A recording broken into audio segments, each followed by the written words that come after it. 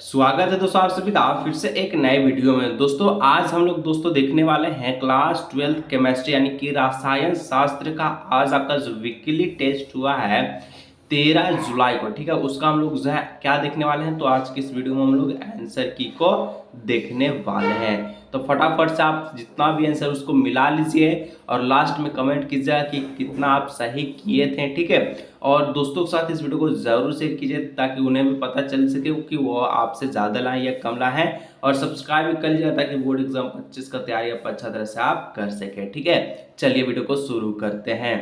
तो दोस्तों सबसे पहले अगर आप एग्जाम देने गए होंगे आज या फिर अभी तक नए गए और जा रहे हैं तो सबसे पहले आपको सेक्शन ए रहता है जो कि 20 नंबर का रहता है और सारा ऑब्जेक्टिव क्वेश्चन, ठीक है।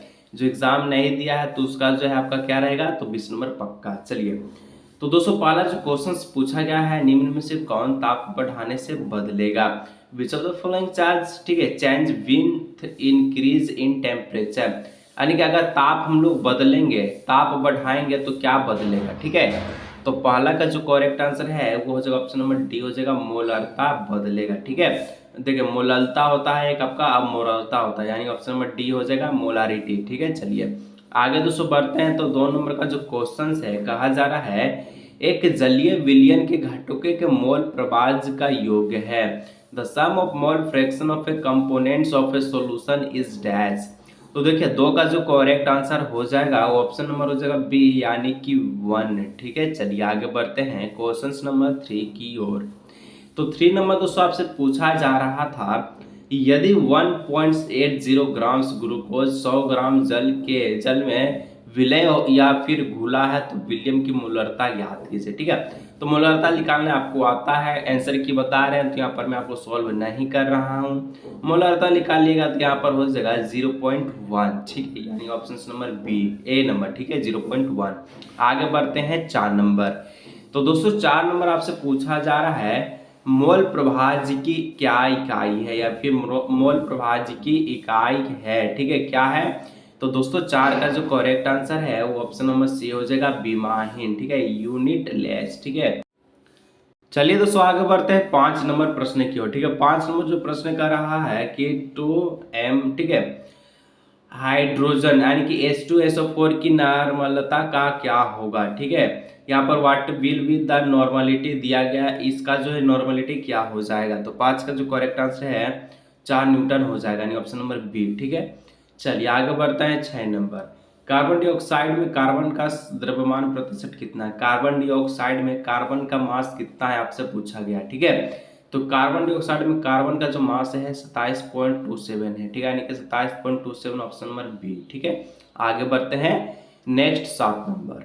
निम्नलिखित में से कौन सी इकाई विलयन की सांद्रता का भाव, ठीक है, दाब से संबंध बताने के लिए उपयोगी है, ठीक है। तो दोस्तों यहाँ पर which of the following unit is useful is relating concentration of a solution with its vapour pressure, ठीक है। तो 7 का जो correct answer option number A हो जाएगा मोलर अंश यानी कि मोल फ्रैक्शंस, ठीक है। चलिए आगे बढ़ते हैं 8 नंबर कि 0.01, ठीक है, 0.01 मिलीलीटर ग्लूकोज विलयन की तुलना में इतना मिलीलीटर मैग्नीशियम क्लोराइड विलियम के हिमांगम में अवनमन डैश होगा कि क्या होगा, ठीक है। तो दोस्तों यहाँ पर इसको सॉल्व कीजिएगा तो ये आपका आ जाएगा लगभग 3 गुना होगा, about 3 times, option number C, ठीक है।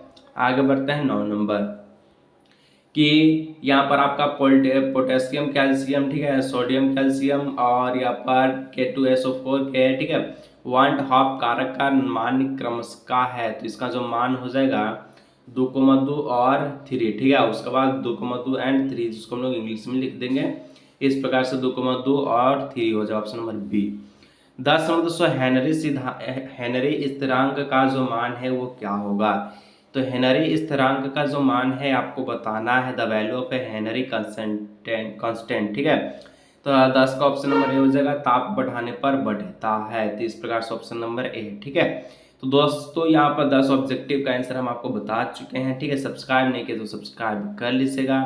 आगे दोस्तों इस प्रकार से सब्जेक्टिव आपका पूछा गया है कि सेक्शंस बी में वेरी शॉर्ट में, ठीक है, कि राउल्ट के नियम के सकारात्मक विचलन से आपका क्या तात्पर्य, उदाहरण दीजिए और आदर्श और अनादर्श विलियम के 2 अंतर लिखिए, ठीक है।